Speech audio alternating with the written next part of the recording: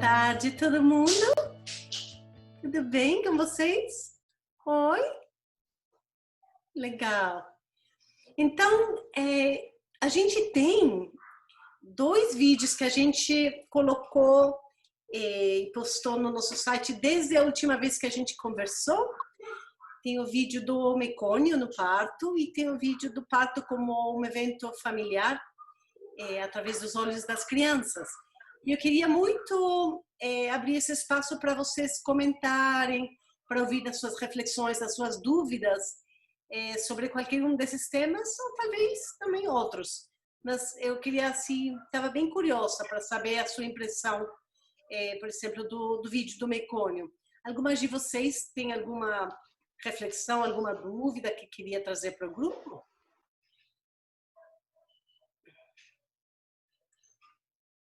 Conseguiram assistir, todas vocês? Sim? Ficaram com angústia, com medo, deu algum nervoso? Como que foi para vocês assistir? Quem que gostaria de compartilhar? Oi, Naoli. Não sei se dá para me ouvir. Eu tô com o marceneiro aqui, então se começar a fazer muito barulho, você me avisa que de repente eu desligo e pergunto de novo. Eu queria primeiro agradecer a oportunidade, eu sou muito fã mesmo, acompanho seu trabalho faz um tempo. E aí eu queria comentar, né, do vídeo do parto como um evento familiar. Tá muito barulho? Um pouco. Tá. Qualquer coisa eu posso deixar para outras meninas perguntarem aí depois.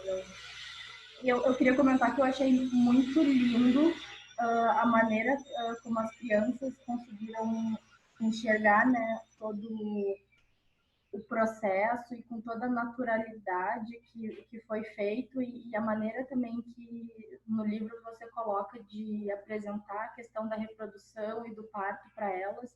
Eu achei assim de uma maneira muito delicada, muito educativa, muito natural. Eu achei assim, lindíssimo, me emocionou muito mesmo.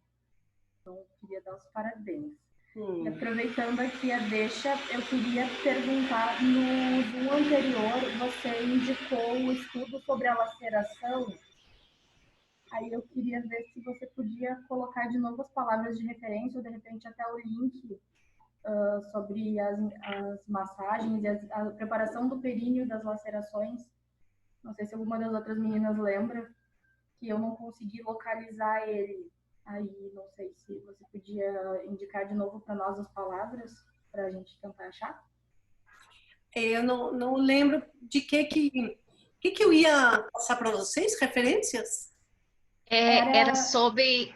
Ai, desculpa. Não, você fez foi uma pesquisa, Nauli, que você disse que as parteiras fizeram referente ao Epinô e sobre a massagem que ele não sim. Que não impedia a laceração, que tinha um artigo que você ia compartilhar. Obrigada, Amanda. Também era a minha dúvida. E não era sobre o Epinô, que o Epinô é bem mais novo, mais recente.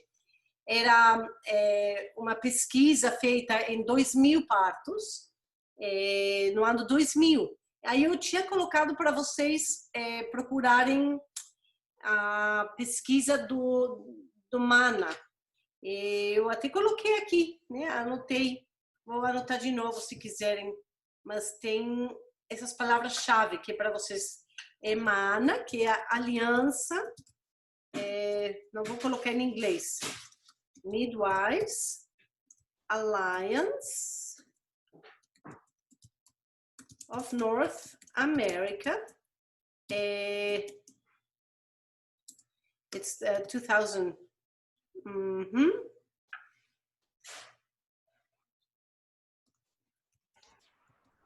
Vamos ver se digitando isso aí no Google aparece, porque eu faz tempo que não vejo, mas foi no ano 2000 que a gente participou dessa pesquisa e que veio, né, a conclusão de que não ajudava ficar fazendo a massagem perineal na gestação e que por algum motivo tinha uma taxa maior, né, mais alta de laceração. Mas, enfim, eu acho que isso aí não quer dizer que não pode massagear ou tocar, ou fazer assim um trabalho de consciência corporal com o períneo, né? Não, porque quando a gente fala massagem perineal, parece que é uma coisa só e que tem só um jeito de fazer e que todo mundo faz igual. Mas na verdade assim, deve ter 1000 diferentes tipos de massagem perineal e depende da pessoa e do jeito que faz e enfim, eu acho que eu não deixaria de tocar o períneo, de entrar em contato, de dar carícia, de se conhecer durante a gestação. Então, eu acho que, inclusive, essa pesquisa, na hora de pesquisar e se perguntar quem que fazia a massagem perineal no pré-natal, também é um pouco ambíguo, porque depende da massagem, né? Não tinha ali aonde descrever exatamente qual tipo de massagem que era. Então, acho que tudo isso é um pouco ambíguo. Eu acho sempre muito bacana e bem interessante as mulheres se conhecerem, né? Se tocar, se conhecer, se sentir e liberar qualquer medo, qualquer energia assim travada, né? Que possa ficar guardada nos tecidos tanto vaginais como perineais, né? Que a gente sabe que a gente guarda memórias e traumas e histórias dentro do corpo. Então, em momento nenhum eu gostaria que as pessoas falem, ai, não pode tocar, porque não dá certo. Não. Mas essa pesquisa foi da Aliança de Parteiras de Norte América, que é a Humana, e foi no ano 2000. Eu não lembrava que tinha ficado de eu fazer a pesquisa, porque eu tinha colocado para vocês olharem. Alguém pesquisou? Alguém foi procurar? Não. Porque senão eu vou atrás para achar, tá? Alguém tem alguma reflexão ou comentário sobre o mecônio? Eu fiquei bem curiosa, porque é um tema polêmico, né? E também como é um parto que mostra, né, um caso assim, onde teve mesmo que succionar, teve que dar um jeito e não foi rápido. Então, eu sei que as pessoas ficam assim também tanto com impacto, com curiosidade, ou até achando que deveria ter sido feito diferente, enfim, né? Essas impressões, cada uma vai ter uma impressão dependendo da sua história e da sua formação. Alguém gostaria de falar? Ficou alguém com medo ou com angústia na hora de assistir? Oi, tá me ouvindo? Durante o vídeo eu achei muito curioso porque a mãe ela ficou tão calma assim e foi uma calma que eu acho que vocês duas, as duas parteiras passaram para a mãe, né? Ela ficou muito calma, se fosse eu no lugar dela eu ia estar desesperada. Mas eu achei legal também, assim, que não foi tudo assim, não virou um momento de estresse, foi tudo feito com muita calma, aos pouquinhos, a bebê foi voltando, sabe, com muito respeito, diferente do que a gente vê em hospital, às vezes, que tá todo mundo correndo.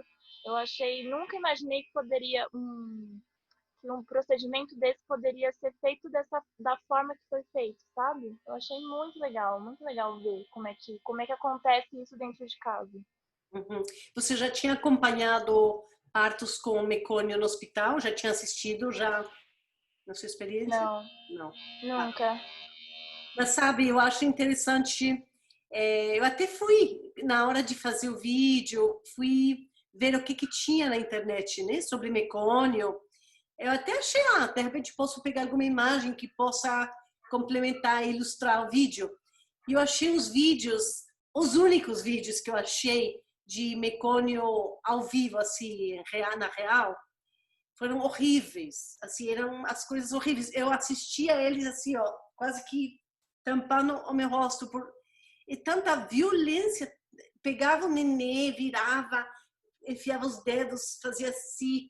É muito feio, muito feio. Então, nossa, eu até tinha pensado, vou colocar a comparação de como lida no hospital e como lida em casa, mas foi tão agressivo que eu nem quis colocar, nem quis que ficasse perto, sabia?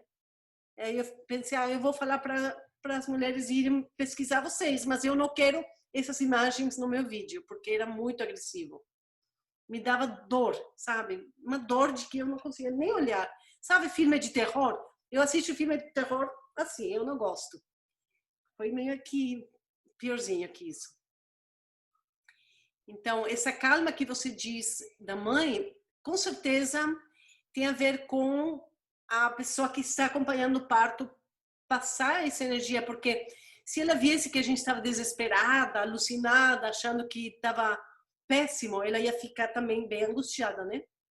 E a gente fez uma visita de pós-parto recentemente com ela, e a gente conversou bastante sobre o parto com ela e com o pai, e foi bem interessante porque ela disse que demorou um pouco para assim se dar conta que teve, né, que não era uma coisa comum e que tinha mesmo que dar um jeito nela, porque uma mãe não tem contexto, né? Ela não tem a experiência que uma parteira tem ou que uma enfermeira, uma doula tem, né, de profissional.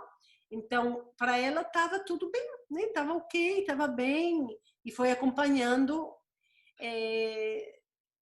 tempo todo, né? Foi assim, como diria, em estado de presença, né?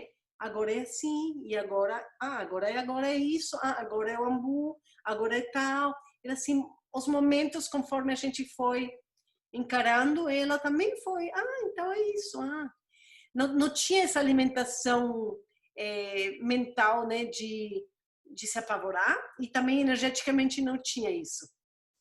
Não teve em momento nenhum eu senti que alguma coisa podia dar errado.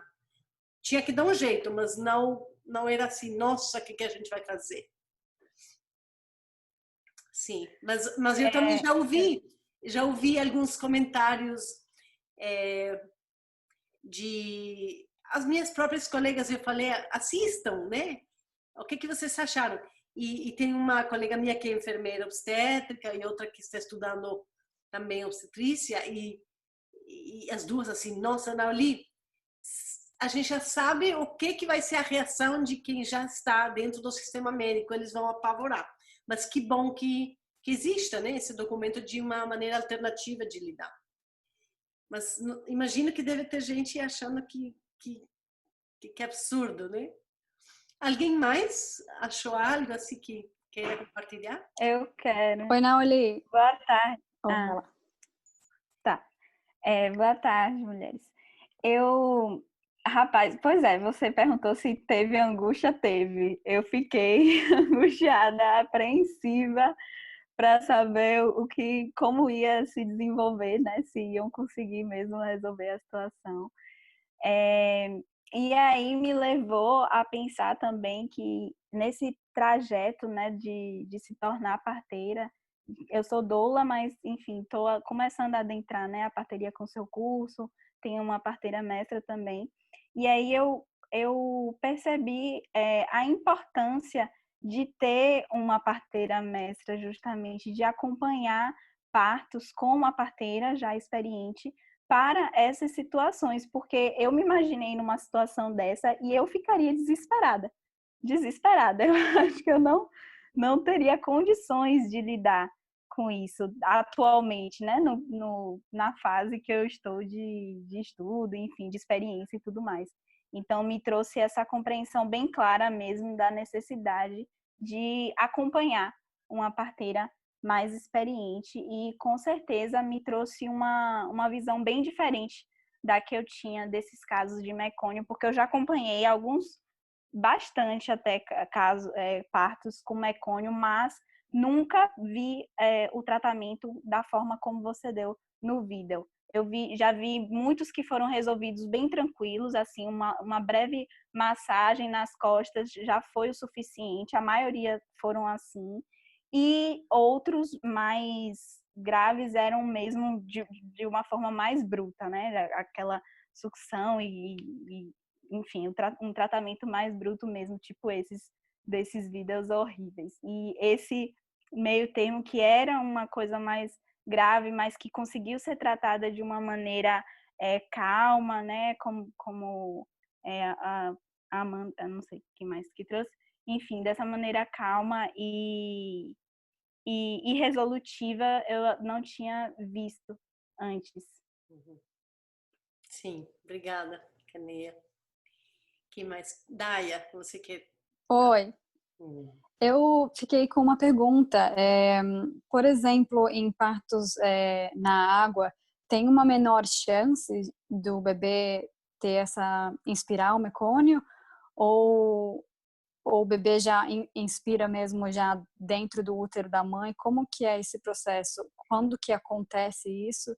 E se também há um período, vamos dizer assim, de limite de fazer esse procedimento de sucção, né? Qual que é...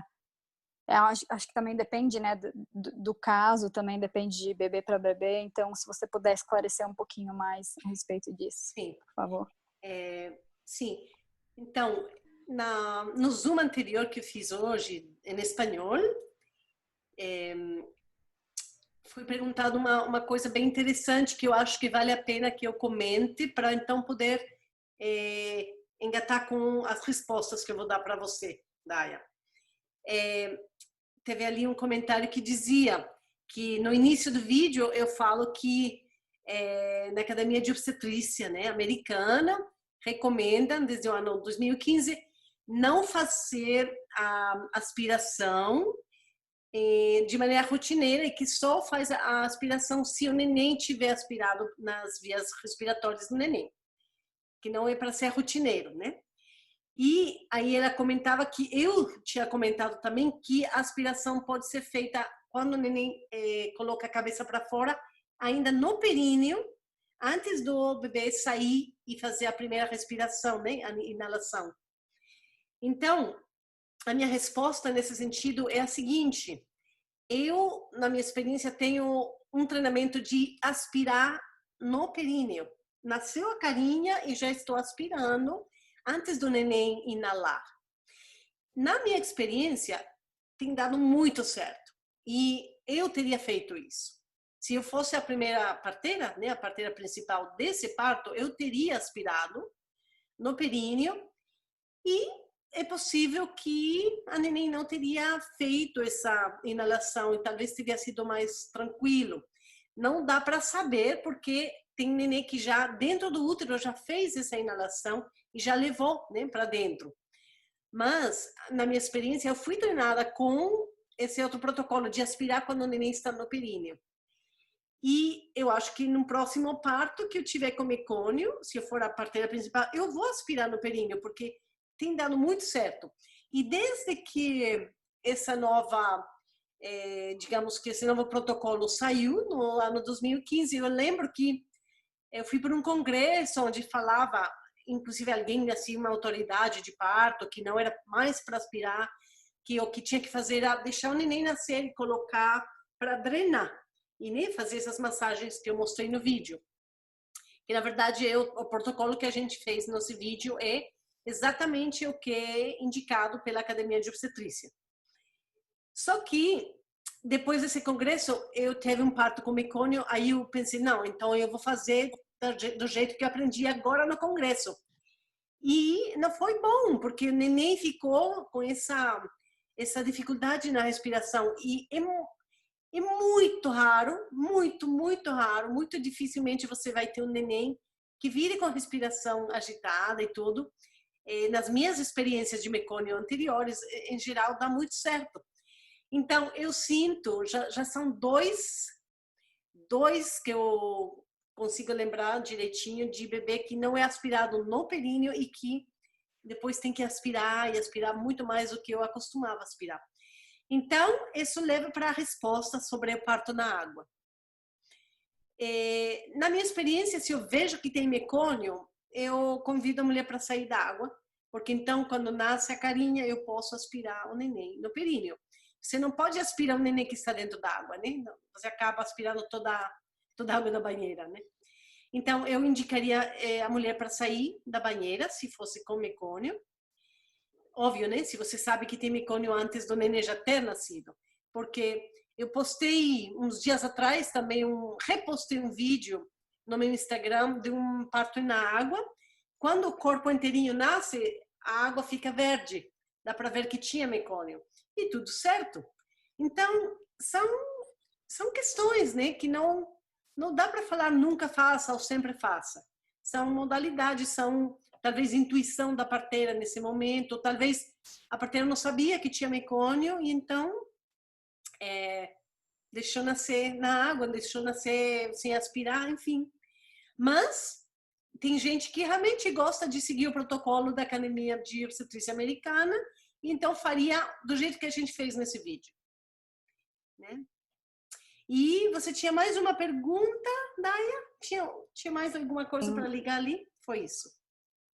Sim, também. E qual que é as consequências que eu estava conversando com uma amiga minha que ela falou que a filha dela teve mecônio no parto da filha dela e hoje em dia ela tem um problema respiratório, de apneia, por exemplo, durante a noite. Então ela tem que usar máscara e enfim, então eu gostaria de saber se talvez essa sucção não é feita de uma forma adequada, né? Quais são as possíveis consequências, né?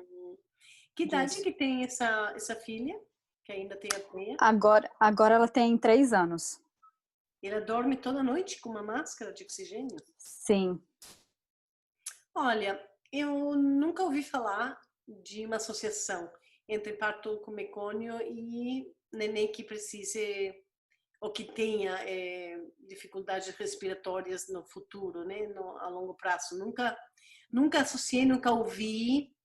É a primeira vez que eu ouço uma história assim. Então a gente não pode concluir que tem a ver com ter nascido com mecônio, né? Mas eu não descarto a possibilidade de que talvez quando aspiraram a menina, talvez foi agressivo e deixou uma memória corporal nela, também não sabemos, né? Ela fica com apneia também durante o dia, quando ela está consciente, ou só quando desliga? Só à noite, só quando ela vai dormir mesmo. E ela também tá tendo um outro processo que agora que ela tá começando a caminhar também, 3 anos, então eu acho que também tem outras questões, né, vinculadas com isso, né? Mas eu tava me questionando, né, será que tem alguma ligação também com o fato da respiração dela ser assim? Olha, pelo que você fala, parece que a menina teve uma anóxia no parto, né? Faltou algum oxigênio, talvez ela tenha um desenvolvimento menos ativo, né, do que um neném comum, pelo que eu vejo, né? Porque estar começando a caminhar com 3 anos fala de um desenvolvimento motor mais devagar. Então, pode ser que tenha tido uma aspiração meconial bem grave e então ficou com anóxia. Mas nesses casos, se considera, digamos que as autoridades da obstetrícia falam e da neonatologia, que esse mecônio é aspirado dentro do útero. Ninguém tem referência de que o mecônio é aspirado depois de nascer. Mas a minha lógica fala que se tiver mecônio dentro do nariz e na laringe, quando o neném nasce e leva, né, a primeira respiração vai levar esse mecônio para dentro. Se o neném ainda não aspirou, então vai aspirar algo, né? Por isso que eu acho bem interessante dar uma aspirada antes do primeiro esforço respiratório. Eu escrevi e publiquei um artigo sobre parto meconial, que ano que foi? Acho que foi no ano 2008, 2009 ou 10, por aí, que o nome desse artigo é As Vantagens de ter parto em casa quando tem mecônio. Então, pelo contrário do que todo mundo fala, se tem mecônio tem que ir para o hospital, eu vejo vantagens de que seja em casa, porque você consegue aspirar no períneo, é o que eu escrevi, né, nessa época. Eu ainda escreveria a mesma coisa. Eu fui revisar esse artigo, eu continuo concordando com tudo que eu escrevi, que é aspirar o neném no períneo, que é também poder manter o cordão umbilical ligado. Até o neném já estiver bem tranquilo, né, com a respiração, ainda está tendo uma aportação de oxigênio adicional, que é bem importante, e que no hospital, geralmente, eles cortam o cordão imediatamente e entregam o neném para o pediatra, o neonatologista, que é a última coisa que eu faria. É ridículo, é completamente antifisiológico. Então, eu acho que nascer em casa com mecônio a menos que o neném esteja já mostrando uma variabilidade cardíaca que não é legal, ou uma bradicardia, uma taquicardia, nem que deixe a gente com preocupação. Se não tem variações cardíacas negativas, eu acho que ficar em casa é bem bom, bem legal. Quem mais tem alguma? Pode falar. Eu queria perguntar uma coisa. Oi, gente. Oi, Nauli. Eu fiquei curiosa agora que a gente falou da tranquilidade, né? Que essa mulher, quando pariu e tudo isso aconteceu, que ela ficou. Fiquei curiosa de como foi antes os seus encontros com ela, a educação pré-natal, se esse assunto foi um assunto tratado ou não, se ele foi aprofundado ou não. Eu fico na dúvida do quanto também trazer todos os problemas, as questões que podem acontecer ou não tocar nesses assuntos, sabe? Fiquei curiosa de como você lida com isso. Sim, não, a gente não toca em tudo que pode acontecer no parto e se tiver mecônio, como a gente vai fazer.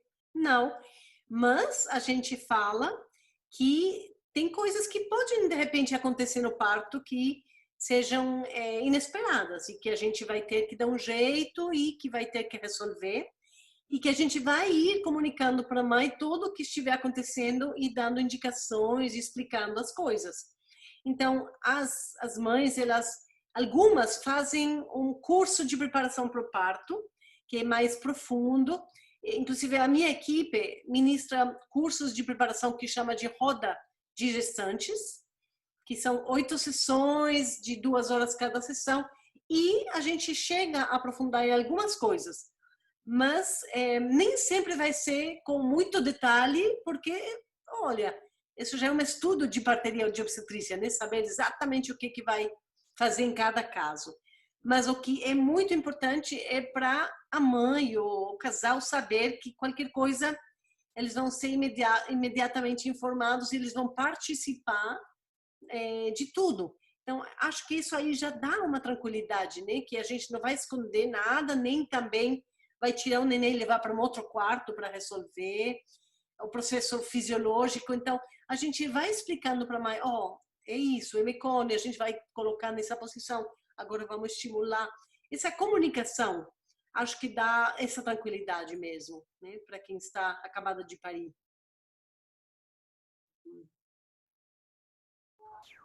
Oi, Noli.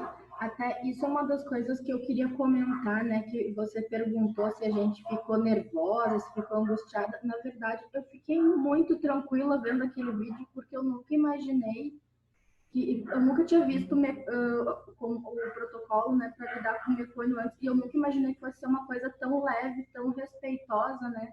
A ideia que eu tinha é que, identificou a presença de mecônio, tem que necessariamente ir correndo para o hospital para fazer o acompanhamento. Então, eu nunca tinha imaginado que podia realmente continuar o acompanhamento e o parto acontecer em casa com o mecônio ser uma coisa tão tranquila. Nossa, eu fiquei tão tranquila, eu fiquei, que maravilha, é possível. Entendi, que bom. Quem mais tem algum comentário ou dúvida? Eu tenho algumas dúvidas, não só boa tarde para todo mundo. A respeito do vídeo do mecônio, teve um momento que vocês, acho que consultaram algum outro profissional também para ver se tinha alguma indicação de encaminhamento, talvez para o hospital, né? E no caso, vamos dizer que precisasse desse encaminhamento, geralmente eu vi que vocês falaram do parâmetro de saturação de oxigênio, mas teria mais alguma outra coisa para avaliar, para a gente estudar essa hora, assim, entender que o ideal seria o encaminhamento? Então, na hora que a gente ligou, foi depois que já foi, digamos que resolvida a parte de que, bom, o bebê está respirando, tem um abrigar bom, ela tinha aquelas taquipneias, né, de respirar mais rápido. Então, a gente conversou com uma pessoa, né, uma pediatra, para ver o que ela opinava. Aí, pelo que a gente foi explicado para ela e a saturação de oxigênio, ela achou que não, que estava tranquilo e era só continuar observando, né? Então, obviamente, a gente observa o ritmo da respiração e se a neném consegue mamar ou não é bem importante, porque se o bebê não consegue mamar, porque não consegue organizar a dinâmica de respirar e mamar simultaneamente, esse é um neném que não vai se dar bem, né? Porque não vai se nutrir, não vai conseguir ter essas calorias, esse nutrimento que vai fazer para ela ter energia até para continuar tendo esse ritmo respiratório. Quando o neném consegue mamar, pode ter essa taquipneia ou essa respiração mais agitada, mas a gente sabe que está recebendo nutrientes que vai repor energeticamente o esforço de respirar. Mas o neném que só fica respirando rápido, não mama, vai ser uma espiral descendente, porque energeticamente vai ficar exausto, e um bebê que vai também precisar avaliar o sangue, né? O pH do sangue, porque pode ficar ácido. Um bebê que tem um esforço respiratório e não se nutre, os níveis de glicose no sangue podem ter uma queda e pode ficar uma acidose, né, sistêmica. E isso aí não é bom para um bebê. Então, essas seriam as questões. A ideia não era, né, quando a gente ligou para essa colega, a gente não estava pensando que ia precisar ir para o hospital, mas talvez ela podia vir para casa, avaliar, talvez ela ia ter um outro olhar que a gente não estivesse tendo e poder dar uma segunda opinião. Era para ter uma segunda opinião. Mas ela, pelo que ela foi pedindo, né, saber, eram coisas que a gente já tinha avaliado e podia dar resposta para ela. Mas, né, talvez se fosse uma outra pessoa profissional que não tem uma proximidade com a equipe ou que não tem experiência suficiente com bebê que tem mecônio, que tem taquipneia, ia ficar mais apavorado e ia mandar para o hospital sem ter nem avaliado. Mas essa é uma pediatra que costuma ir para as casas das mulheres quando elas precisam ter uma consulta domiciliar. E isso é maravilhoso, né? Sim. E aí eu tenho mais outras duas dúvidas a respeito dos vídeos anteriores, que esse é o primeiro Zoom que eu consigo participar. Um é a respeito do rebozo, que eu vi que o tempo todo a pessoa fica deitadinha, né, na horizontal. E aí eu fiquei pensando, eu estou gestante também, quando eu fico muito tempo deitada no horizontal, né, totalmente deitada, às vezes vai dificultando a respiração. Aí eu queria saber que alternativa que a gente pode fazer, às vezes, não sei, para elevar a cabeça, né, para não ficar difícil de respirar, ficar confortável. E do vídeo das pomadinhas, eu queria saber se a gente pode substituir o azeite pelo óleo de girassol, se faria o mesmo efeito, como que poderia ser feito? Pode substituir, sim, pode usar também de semente de uva, né? Pode substituir. A única coisa que tem que ficar de olho é, por exemplo, se usar óleo de coco, que também é maravilhoso, a consistência da pomadinha. Se for um dia frio, vai ficar muito dura. Aí é bem mais difícil, né, passar no corpo. Então, pode usar um outro óleo que fique mais estável na temperatura, né, ambiental. E sobre a outra pergunta, né, da posição deitada para cima com a barriga da gestante, o que a gente faz é, se ela começar a sentir essa falta de ar, é só virar ela de lado. Aí então a gente faz um movimento que seja com esse membro da perna. A gente adapta com algumas almofadinhas, com certeza. Sim. Como a gente fez esse vídeo bem no início da pandemia, que a gente não tinha encontro com ninguém, foi a minha filha, né, que fez a modelo, a cobaia de demonstração, e ela não estava grávida. Também não está agora. Mas, com certeza, essa é uma boa pergunta, e usa almofadas e vai virando a mulher conforme ela precisa. Uhum. Obrigada, Nauli. Imagina. Quem mais tem? Sim, tá. Oi, querida. Tudo bom? Primeira coisa da questão do mecônio, agora que eu tô gestante, o mais que me impressionou foi a sensação do bebê estar perto e nunca o bebê tá longe da mãe, assim. Eu acho que eu tô reconhecendo que eu tô com um certo medo do parto estar lá, na verdade, justamente por essa sensação e já ouvi histórias de que quando tem alguma coisa, corre para fora e o pai tem que ir atrás e a mãe fica naquela sensação, meu Deus, o que aconteceu, né? Então, acho que só para te responder a pergunta do mecônio, eu fiquei tranquila, mas ao mesmo tempo eu fiquei muito surpreendentemente impressionada que não teve algo do tipo emergência e tira o bebê da mãe, né? Assim, acho que isso, e do pai. Acho que ele legal. A gente está procurando aqui em Campinas a questão do parto domiciliar e a gente ficou com uma dúvida, porque a gente participou de uma live, e aí uma das parteiras disse que, na verdade, uma coisa diferente da pandemia é que a mulher não pode ter o parto na água. Por conta, ela falou do líquido amniótico, né? Uhum. E que podia estar contaminado, que podia contaminar, talvez, a gente não entendeu muito bem, na verdade, mas queria saber se você tem visto isso e se isso está acontecendo com você. E depois eu tenho uma outra pergunta, mas... Deixa eu te responder. Agora, com essa pandemia e com o vírus do Covid, que é, na verdade, muito surpreendente, porque ele está aparecendo com sintomas diferentes e as pessoas ainda não sabem, né? Os pesquisadores e os cientistas ainda não entenderam exatamente todas as capacidades desse vírus e também as limitações desse vírus, tanto de se contagiar como de criar anticorpos, enfim, de mutação. Então, está se tomando, digamos que umas atitudes de bastante cuidado a respeito de evitar no máximo possível a chance de contagiar.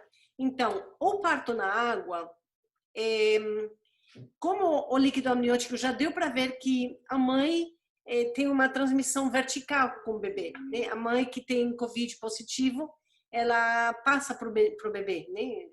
Nem sempre vai passar, mas muitas mães já têm passado, o que quer dizer que o líquido amniótico tem também o vírus presente. Se for o caso, então, na hora de parir na água, quem estiver colocando as mãos dentro vai ficar em contato direto com o vírus, e tanto para a equipe quanto para a própria mulher, se a profissional estiver com Covid positivo, sem, né, assintomático, tem uma possibilidade de passar para a mulher e para o neném, é uma ponte, né, água. Então, está se recomendando evitar parto na água por esse motivo. Porque é bem complicado achar uma luva, né, que chegue até aqui para evitar esse contato.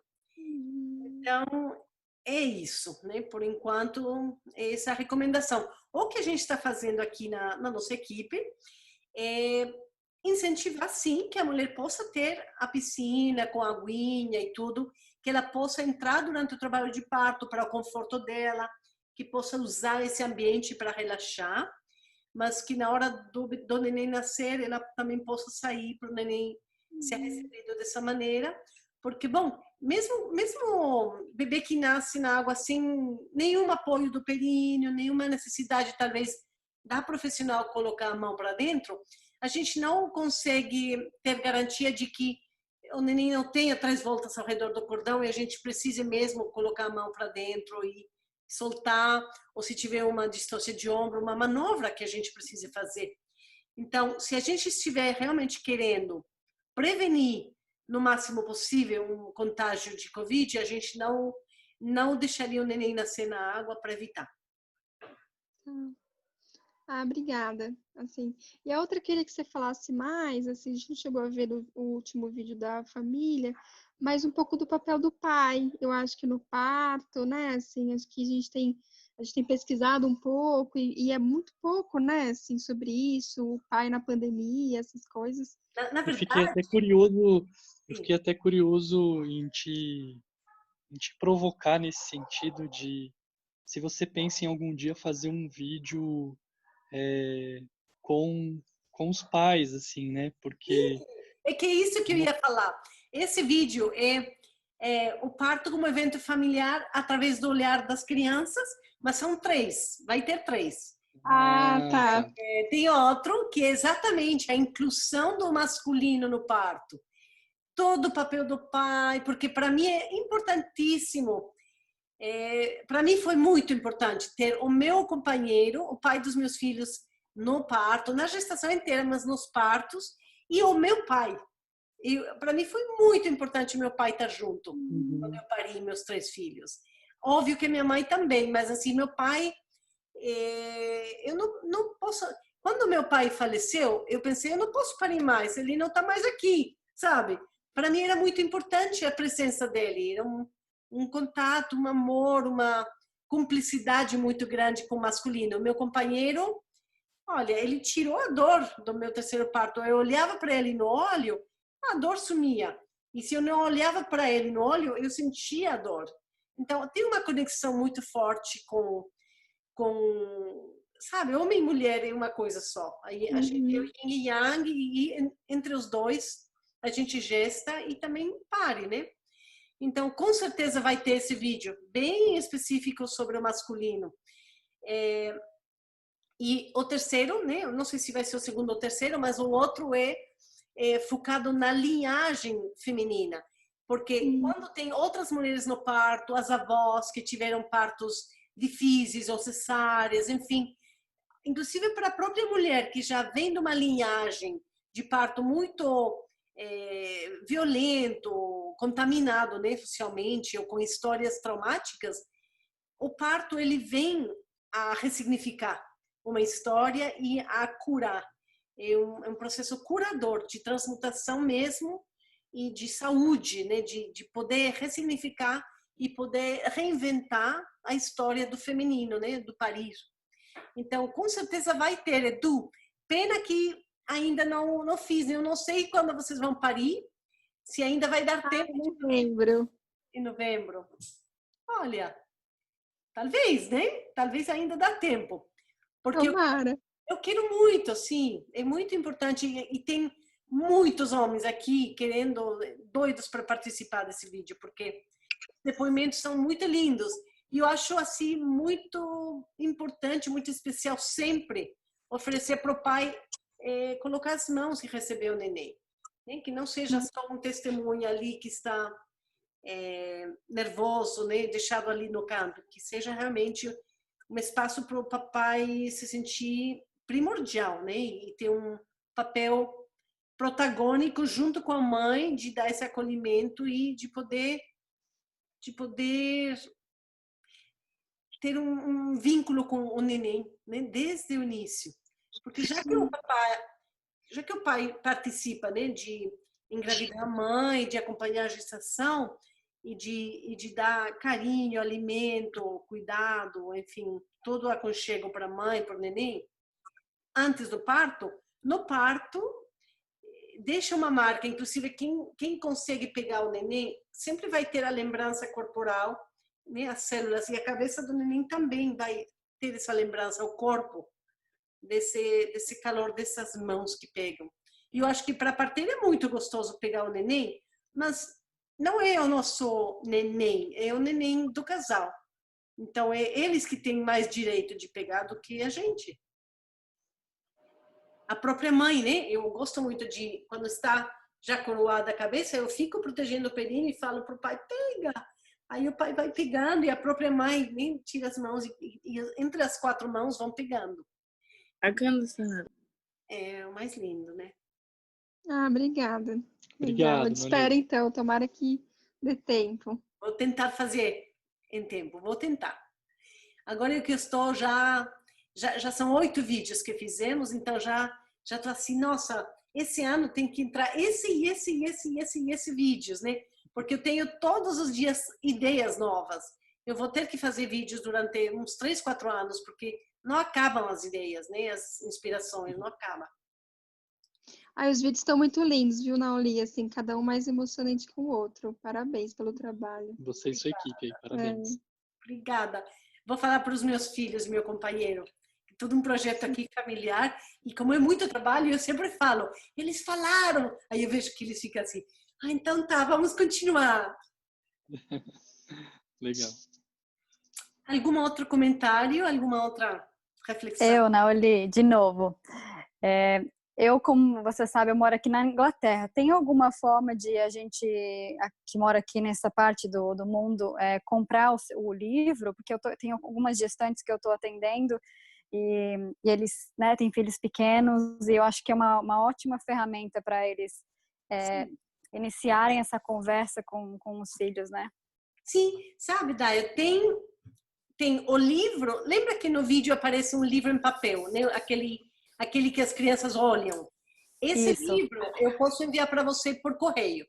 Então você coloca, vou colocar aqui qual é aqui no chat, porque aí vocês enviam um e-mail para minha filha, enviam também o seu endereço, e aí a gente calcula o frete e envia.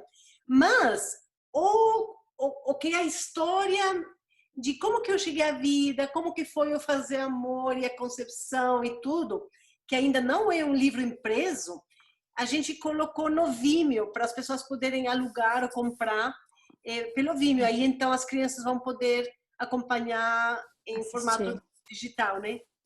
Assistir, exatamente. Eu vou colocar para vocês também aqui, ó. Porque já colocamos hoje para vocês poderem ter acesso e poder indicar também. E então está legendado em inglês, português, espanhol e francês. A gente vai colocar em breve a narração em espanhol, ou seja, para crianças que falam espanhol para entenderem tudo sem ter que ler. E eu espero que em breve a gente consiga ter uma criança e uma mãe que possa fazer a versão da narração em português também. Para não ter que ler, né? Para as crianças poderem só assistir. Mas, por enquanto, vocês teriam que ler, né? Para a criança, as legendas, tá? Tá. Quem mais? Alguma outra dúvida? Eu não li. Luanda. Boa tarde a todos, tudo bem? Realmente os vídeos estão fantásticos, eu me emociono com todos eles. E eu me emocionei bastante com esse das crianças, porque eu nunca assisti um parto domiciliar com a participação de crianças. Mas já tive algumas mulheres que não queriam a participação dos filhos mais velhos, no caso.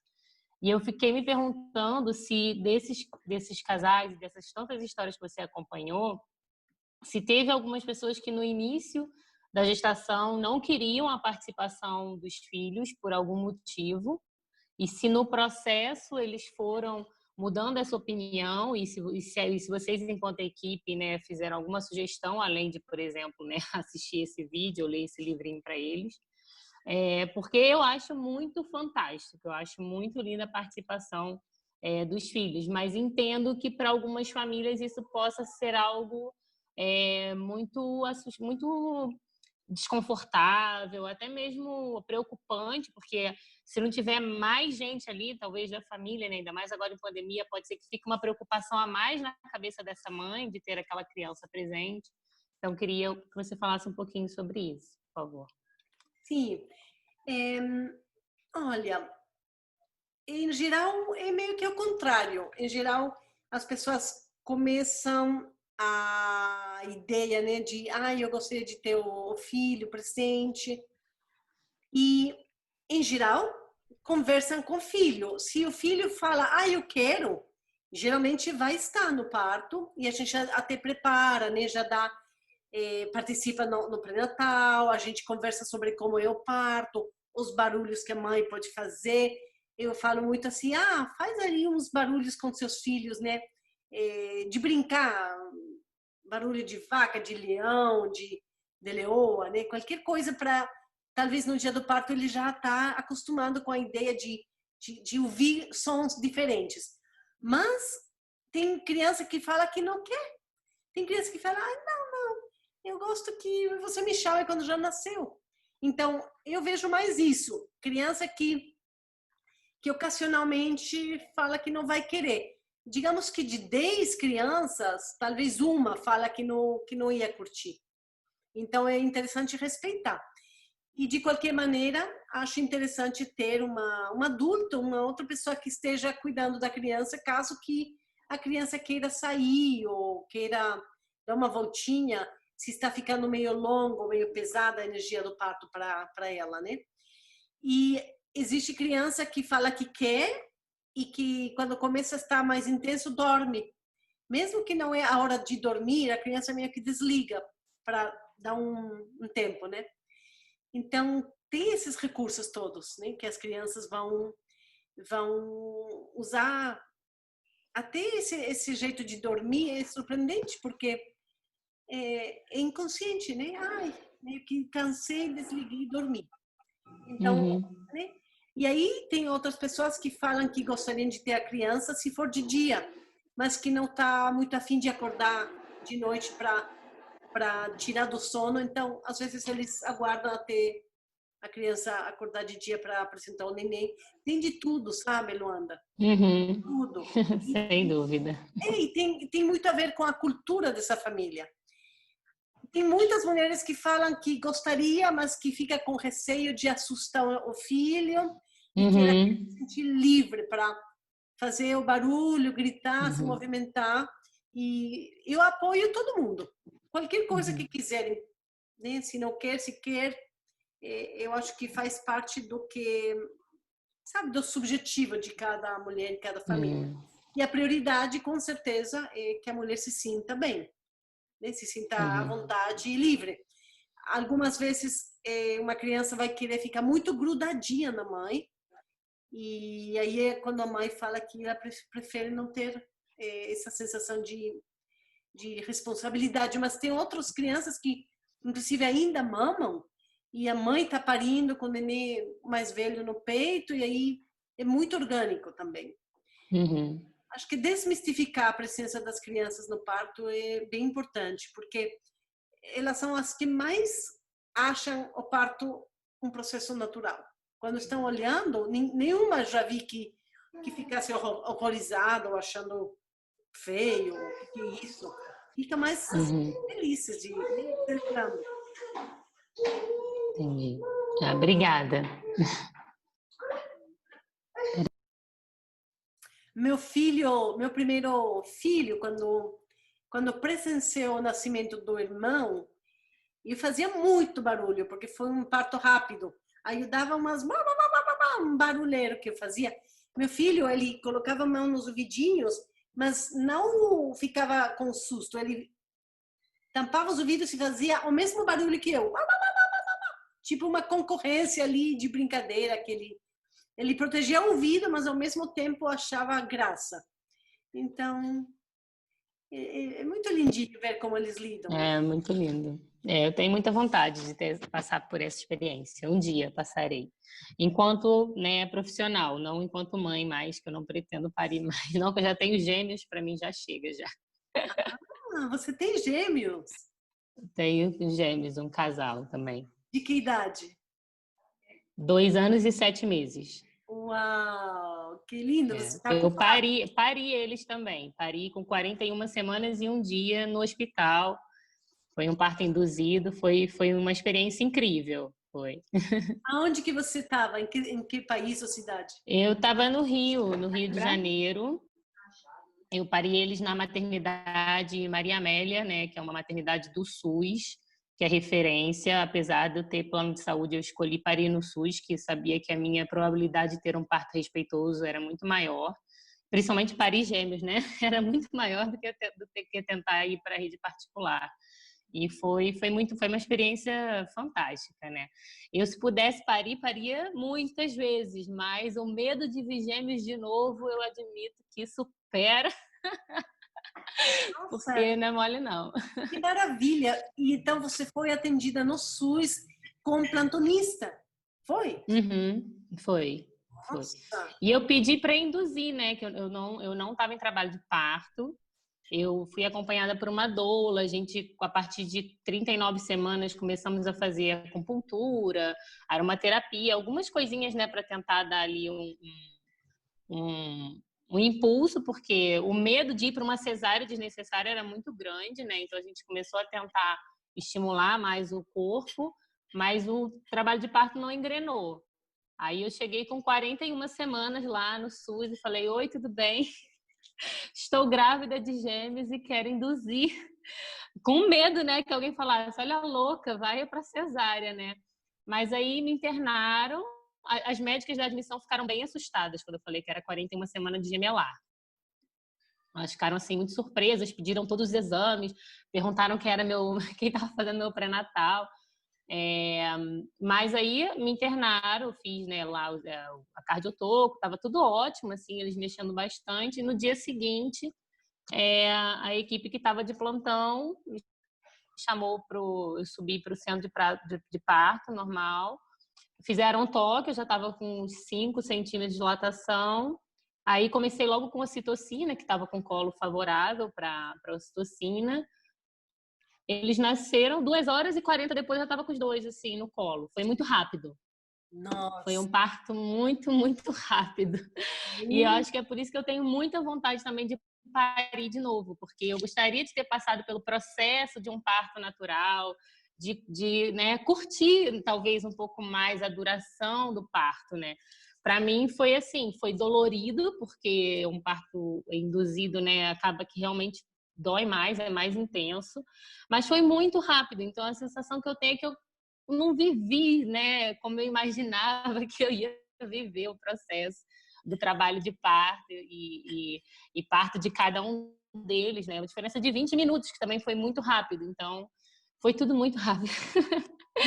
Mas foi muito legal. Maravilhosa. Ah, obrigada. É muito improvável, né? Eles aceitarem induzir, que você chegou sem acompanhamento pré-natal, digamos que específico, né? Você tinha feito pelo SUS também o pré-natal? Não, o pré-natal foi todo no particular. Eu fiz com o médico, tinha muitas outras, porque eles pedem muita ultrassonografia para gemelar, apesar de estar tudo bem, porque também era uma gestação, 2 bolsas e 2 placentas, então estava tudo muito bem. Eu tive uma gestação, assim, maravilhosa. Não tive, assim, quase nada. No finalzinho, aquele desconforto de dor na lombar e tal, mas fora isso, nada, nem enjoo. Foi muito bom. E também uma enfermeira obstétrica que acompanhou todo o meu pré-natal desde o comecinho em casa. Então, ela ia em casa, escutava os bebês, foi um acompanhamento muito legal. Então, eu estava muito segura de que estava tudo bem com eles, né? Mas o receio que realmente, depender de uma assistência de plantão, né? Eu estava com muito medo de não aceitarem a indução. Mas, ao mesmo tempo, eu estava muito ansiosa, porque 41 semanas a gente já... Eu sou enfermeira, né? Eu agora estou querendo especialização em obstetrícia, mas a minha área é terapia intensiva. Então, chegou 41 semanas, eu comecei a pensar um monte de abobrinha já, né? 40 semanas, a cabeça começou a fazer um monte de bagunça aqui dentro, a pensar em tudo que podia dar errado. Então, a ansiedade também me impediu, talvez, de ter tido assim, um parto natural. Mas, fora isso, eu dei muita sorte. Eu não tenho dúvida que a minha história é atípica e foi uma história muito, muito bonita. Luanda, quanto eles pesaram? A menina pesava 2.700 e alguma coisa, 2.760, uma coisa assim, e o menino 3.200 e alguma coisa. Muito bom. E ela nasceu primeiro, ela era menorzinha, mas nasceu primeiro. Ela já, desde muito tempo, ela já estava ali no caminho já. E os 2 cefálicos? Os 2 cefálicos, desde 28 semanas cefálicos. Eu também tinha medo que alguém virasse, porque eu tinha um pouco de medo de parto pélvico. Eu acho que eu não bancaria se o segundo tivesse virado. Também não sei a equipe, né? Mas eu acho que eu ficaria com um pouco de receio. Assim, eu, enquanto mulher, eu acho que tendo uma assistência bacana, dá para ter, enfim, com segurança. Mas eu, enquanto mulher, eu tenho um pouco de receio do parto pélvico. Mas foi tudo tranquilo. E quem é a enfermeira obstetra que te acompanhou na gestação? Ela hoje em dia é minha amiga também, né? A gente até está com uma equipe agora. A gente tem uma equipe com outras 2 enfermeiras e uma doula de parto domiciliar. O nome dela é Mariana Schroeter. Ela é também aqui do Rio. Ela, enfim, a gente construiu uma amizade, né?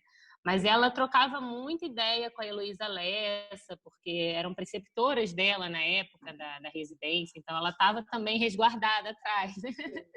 Ela tinha as mestras dela. Dá muita alegria no coração, né? Ouvir as histórias como a sua. Dá muito. Obrigada. Obrigada por compartilhar. Muito bom. De nada, gente. Então, gente, Obrigada. alguém mais tem alguma dúvida? Gostaria de comentar algo?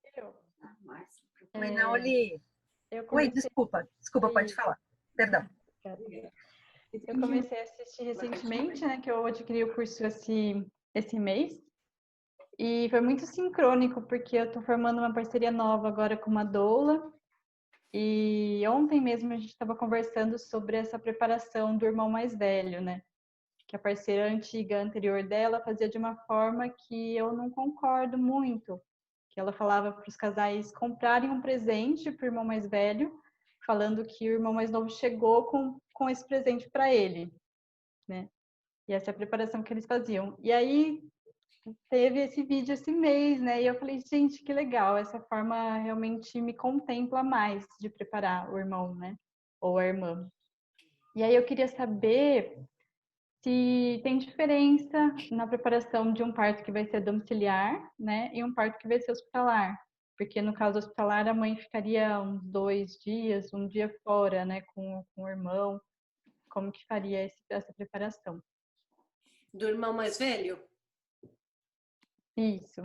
Olha, eu acho que acompanhando o pré-natal, né, entendendo, sentindo a barriga, escutando o coração, sabendo por onde que o neném vai nascer e sabendo que a mãe, na hora do parto, ela vai virar aquele bicho expressivo, com barulho, que vai mexer, que vai precisar de coisas que só na hora que a gente vai ficar sabendo e que tá tudo bem, né? E eu acho que a ideia também de mostrar alguns vídeos de parto, né, para as crianças verem, informar, né, dar assim, digamos que uma possibilidade de entender por vários ângulos, né, como é possível que seja o parto. Acho interessante, né? E também depende da idade da criança. Tem crianças muito pequenininhas que, assim, elas vão até curtir um canto, o canto do parto. Elas vão achar graça. Eu acho que vai muito depender assim, da espontaneidade da mãe, né? Da doula ou da parteira, fazer com esse intuito de convidar, né? A energia do parto para ser bem-vinda. Seria por aí que eu acho, né? Acho que não ficou clara a minha pergunta. A pergunta que eu queria fazer é no sentido de a criança ela não vê o nascimento, né? Ela pode participar do pré-parto, né? Mas o parto em si vai ser no hospital, então o filho mais velho não vai participar. Isso que eu não entendi. Aí a sua pergunta é como é que eu... pois é. Acho que com vídeos, né, para ela também entender como é que nasce, mesmo que está lá, mas que esse é o processo. Porque, sabe, eu acho que quando as crianças têm uma fantasia, uma ilusão de que a criança veio do éter, né, veio de longe, veio de um lugar abstrato, elas ficam com mais vontade de devolver a criança. Deixa ela aí voltar lá para onde veio, né?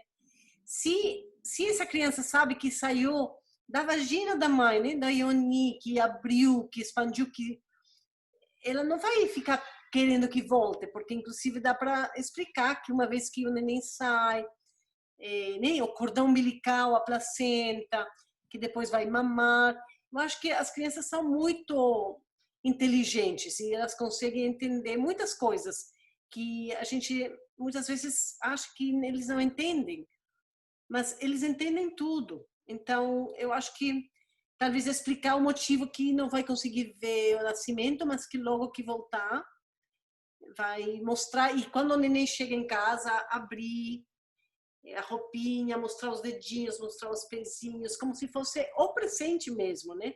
O neném que é o presente. Então, abrir o presentinho, explicar como que funciona, né? Faz cocô, mama por aqui, né? Os barulhinhos, vomita. Acho que as crianças gostam, né, de entender as coisas com mais detalhe. E acho que de conhecer a gente se apaixona, né, também. Isso seria o que eu faria, viu? Quem mais que queria? Tava aqui. Ana João, você queria falar? Sim, grata, Nauli. Eu há pouco, quando estavas a falar da massagem do períneo, né, e da mulher ser tocando na mesma, eu queria saber, assim, uma opinião sobre, porque eu sei que a energia sexual é importante, não é? Da tua perspectiva para o parto. Como é que é no caso da mulher não se querer tocar? Porque eu estou a acompanhar uma mulher grávida que nunca teve um orgasmo, nunca se masturbou, e quando eu a incentivei a tocar o seu colo do útero, só para ter conhecimento do seu colo do útero, e inclusivamente massajar de forma sem intenção nenhuma, só por creme na vulva e tal, ela não faz, diz que não se sente à vontade para isso, que só coloca os dedos na vagina para pôr o copo menstrual. E olha para a vulva de forma natural ao espelho, como se fosse outra parte qualquer do corpo. Mas introduzir os dedos, para ela, já está um bocado além. E então a minha questão é até que ponto é que isto pode interferir na energia do parto, ou não, ou não sei como é que eu posso ajudar aqui. Uhum. Não sei se Eu tu já imagino tiveste... que seja interessante perguntar para ela em algum momento se ela teve alguma experiência desagradável, né, ou algum abuso, alguma coisa. Talvez puxar essa conversa. Você já tentou? Sim, nós, tanto que eu até partilhei algumas histórias e aquilo que ela diz que a única coisa que aconteceu foi encostarem-se a ela num autocarro, sentir que um homem estava a roçar nela e ela sentir nojo.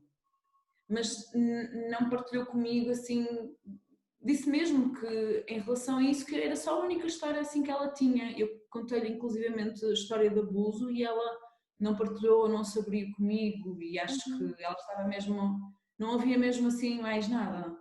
Sim, entendi.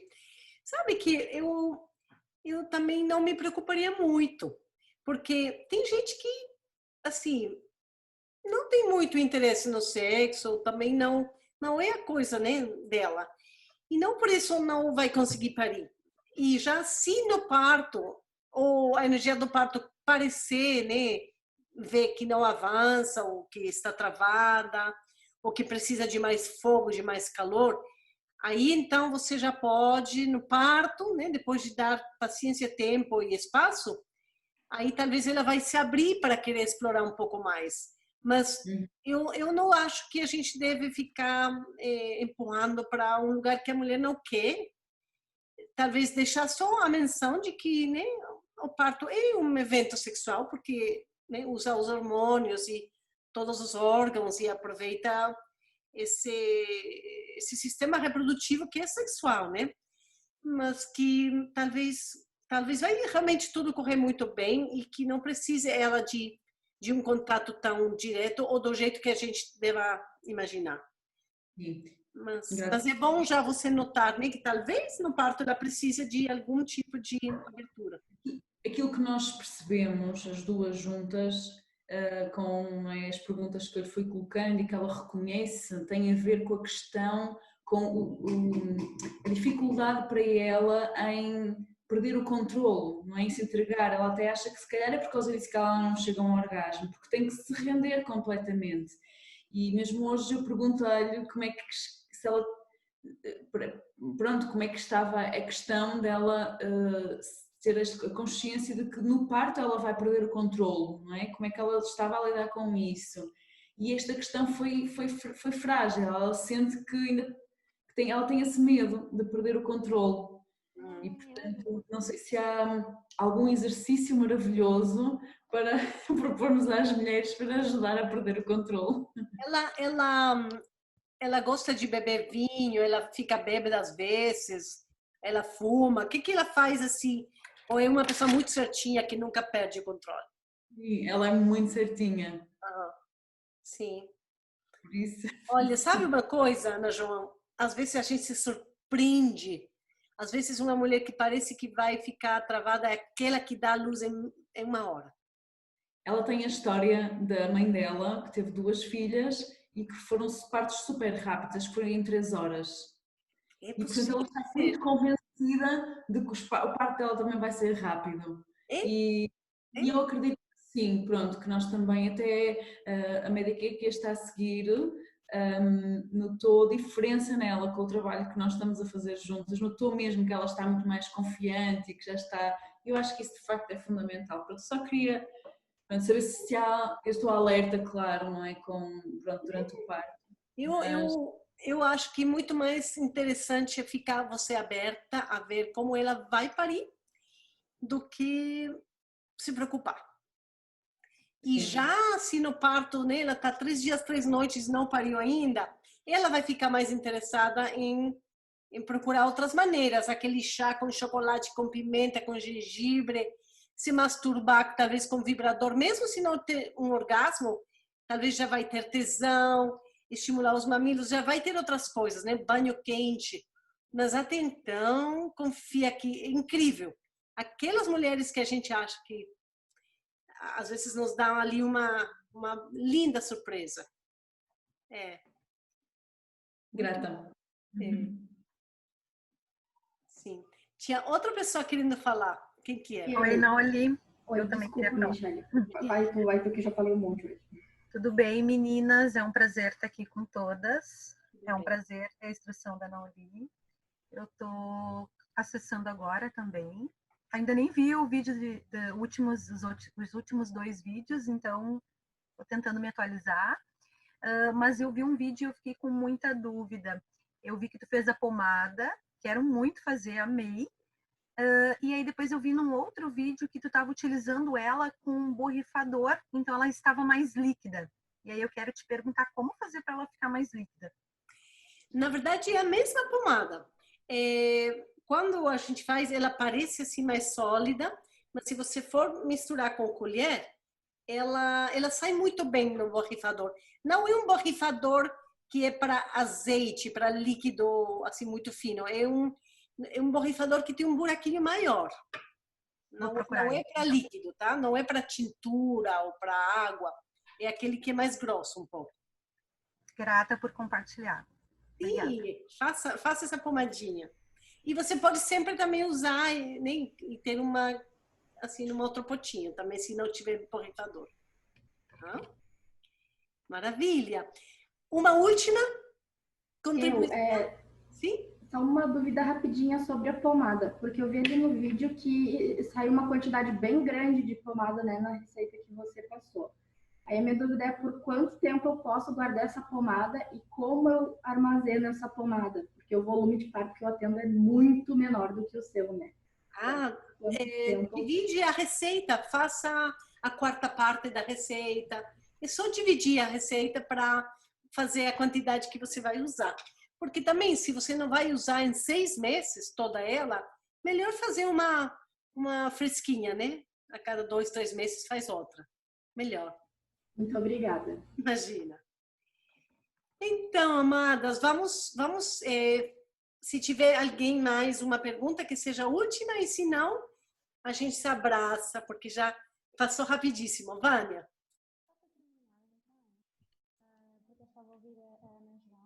Não dá para ouvir, Vânia. Está bem longe. Tenta colocar o microfone mais perto. Eu estou a acompanhar. Não? Esse é seu microfone? Esse aí? Coloca ali na boca. Não?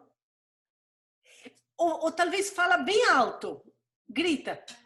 Eu estou a acompanhar uma grávida também. E essa grávida também tem alguns problemas para se tocar.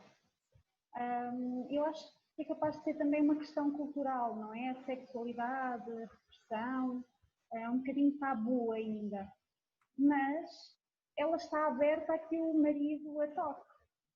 E então, pronto, está a ser assim uma descoberta, em vez de ser ela a tocar-se e a conhecer exatamente a vulva e mesmo o colo do útero. Foi uma coisa que ela também falou mesmo comigo, que eu perguntei: tu conheces os teus órgãos, conheces o teu colo? E ela disse logo: eu não, mas eu conheço. Então pode ser uma forma também de estarem conscientes e em sincronia, sem ter que ser propriamente ela. Sim. Eu acho que muito curioso, né? Como cada mulher, algumas não têm curiosidade ou sente que não é dela, que é pro companheiro, enfim.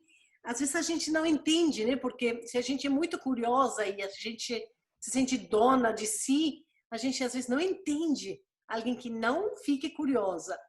Mas o mundo é muito amplo e existe tanta variedade de seres humanos, né? E não existe um melhor do que o outro, nem um que é certo e outro errado. Então, eu acho que o interessante é abrir o tema para que possa ser conversado e que possa, pelo menos, ventilar um pouquinho o tema. Porque, se precisar, ela vai poder falar disso, se ela sentir que está travando alguma coisa, né, nela. O que eu acho um pouco problemático é quando a mulher não quer nem falar do tema. Ali talvez me preocupar mais, mas se puder falar ou ela saber que ela pode falar se precisar, já é bom. E o casal arranjou essa estratégia, não é? Pode repetir essa frase? O casal arranjou essa estratégia. Em vez de ser ela, é ele. Sim, claro. Sim. E tem homens que eles gostariam de parir, né? Tem homens que são muito mais ativos no pré-natal e até no parto que a própria mulher. Às vezes você pergunta para a mulher o que você comeu e ele fala o que ele comeu e as dores que ele sente, tudo que ele sente. É muito, às vezes é simpático assim. Nossa, né? Ele que queria estar grávido. E o parto acontece legal e aí quem cuida muito do neném é o pai. Tem casais assim, que é o pai que cuida, leva para o peito, para a mamãe, e depois o pai continua cuidando. E tudo bem, né? A gente é tudo diferente. Se funciona para eles, e se o bebê se sente amado, e se flui uma energia amorosa e de liberdade de ser como é, então acho que está tudo certo, né? Gente, acho que vamos ter que nos dar um abraço, porque já passou 1h20. Já é bastante tempo. Depois aqui ficam pegando no meu pé, porque demora muito para subir os vídeos lá no nosso site, tá? Então, um beijo muito grande para vocês. Um abraço grande também. Coloquem seus comentários ali no fórum do Face, que tem gente entrando o tempo todo, tá? E até uma próxima. O próximo vídeo é sobre o ritual de pós-parto mexicano. Vai ficar muito lindo. Tá bom? Tchau, queridas. Beijo.